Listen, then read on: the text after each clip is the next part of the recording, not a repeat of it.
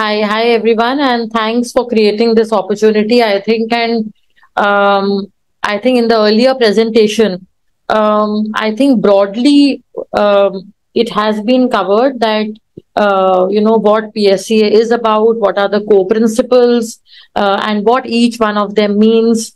I will just take the conversation forward from there, and I think I'll be talking more about that what it means when we say that we have to institutionalize at the level of the organization and at the level of the communities we work.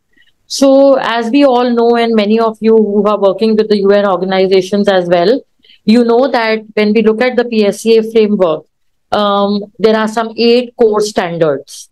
And, as we were talking a while ago, that when we look at these 8 core standards, they are pretty comprehensive in themselves. So, and if we look at the framework, then there is a prevention piece where we talk about having policies, or I would say it's more of prohibition.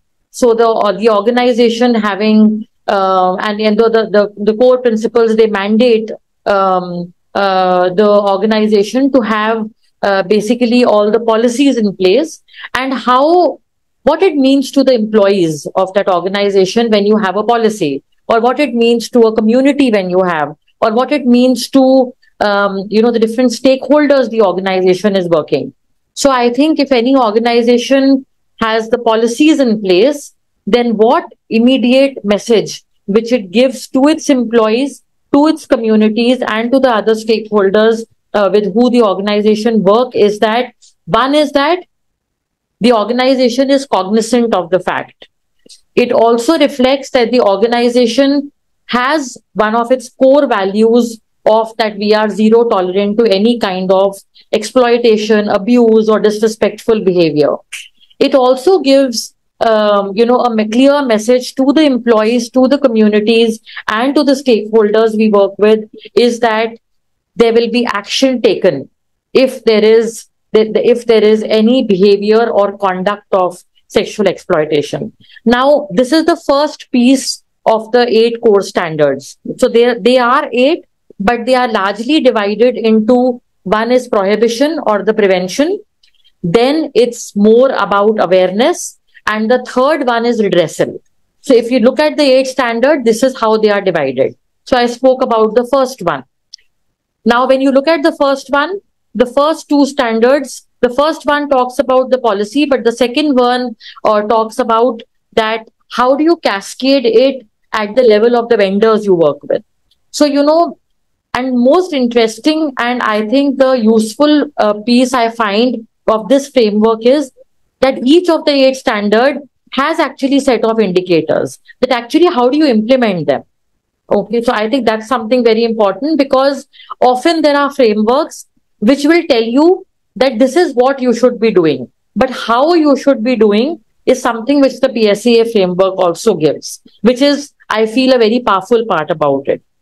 Now, the second part is about prevention. If you look at prevention and if you look at the third and the fourth and little bit of the fifth also, or the core standards, is that it talks about one is that doing trainings and doing awareness sessions both at the level of the community and the level of the team.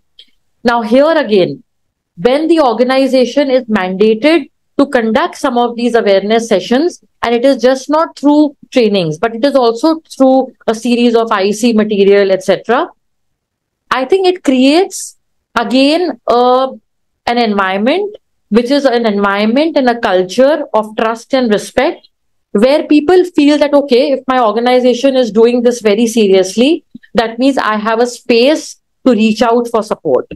I have a space to speak up. Okay, whether it is at the community level or whether it is at the level of the at the level of the employees. Also, people who are inclined towards this kind of behavior, when the organization conducts some of these awareness sessions, displays IC material, I think in a way, even I wouldn't like to call them potential perpetrators, but people who are coming from this kind of a mindset, they just feel that, okay, if this kind of a session or an orientation has been done, that means the organization is very serious, and if I am going to, so it's just not at the policy level. Okay, so it's just not at the policy level, and it is largely at the level of the actual implementation. So I think the second piece is actually, covers all of that. The third is, I think, very important, is the whole redressal mechanism which this framework gives. Now, what happens is that the more we do awareness, there is a possibility that there will be where people will start recognizing that what is happening with me is maybe sexual exploitation, or maybe something which is happening at the community level. So one of the immediate output or outcome we see is that, people want, the complaints will come up, or people will reach out to support. Now, we can't say that, oh, I'm an organization working on health or on education, and I don't know how to, redress or respond, or, how do I do the investigation. Now, one very important piece about the PSEA framework, and when, I've dealt with the different implementing partners, is the PSEA framework gives the flexibility to the organization that you can have your own internal mechanism of responding and redressal, or it gives you sufficient space and also gives you ideas on allocating resources to that if you want to basically get on board an external agency who is basically, into response and redressal. Okay. So I think this is something which, and then it's, and even the last bit is very comprehensive. It actually mandates the organization to have actually list of the referral organizations. So, the checklist, and especially when I look at in the UN organization, the implementing partners having to follow all the, all the standards. Sometimes you will feel, oh, it is too punitive because it is linked to their grant disbursement. But I think this is how institutionalization happens. Yes, the flip side of this is also that if it is linked to the project and the grant, there are chances that it might just happen then at the compliance level. But I think if the organization believes and if the organization takes this, so every time when I am doing orientation with the implementing partners, I start with that, what are your core values? And normally, most of the organization will have diversity or respect as one of their core values.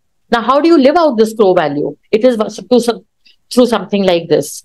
So I think this is a very practical aspect of the framework.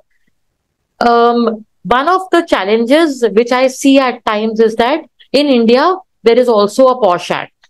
So initially, sometimes the implementing partners, think that, okay, if I am, because POSH is mandatory, as we all know, as per the POSH Act of 2013. So most of the organization, when the first level of assessment is done, you will find that they will have an IC, they have the POSH policy, and sometimes they think and they feel or they understand that PSEA and POSH can be like in the same breath.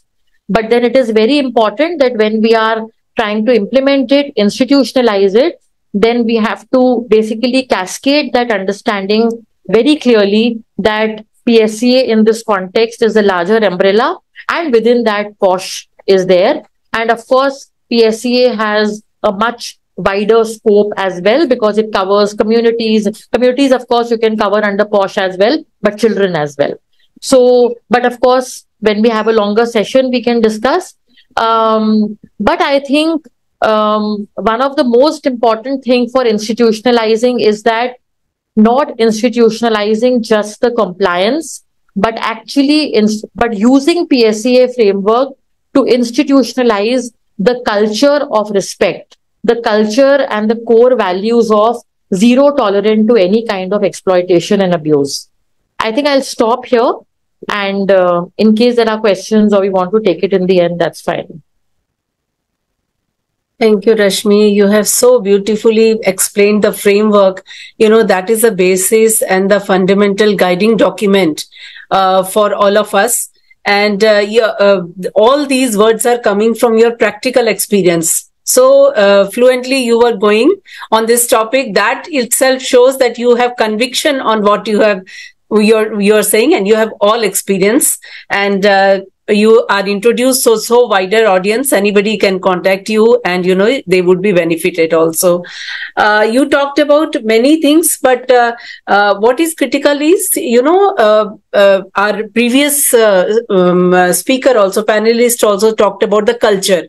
That is very critical part. Ultimately systems would be in place, but we need to understand that the softer component, when we miss, we just apply indicators, assessment, and we go into technical things more. But at the end of the day, the culture becomes long-standing foundation for the organization, and it benefits, I think, Rashmi and Sushmita, across board. It is not just the program, the resource mobilization, advocacy, every part is benefited.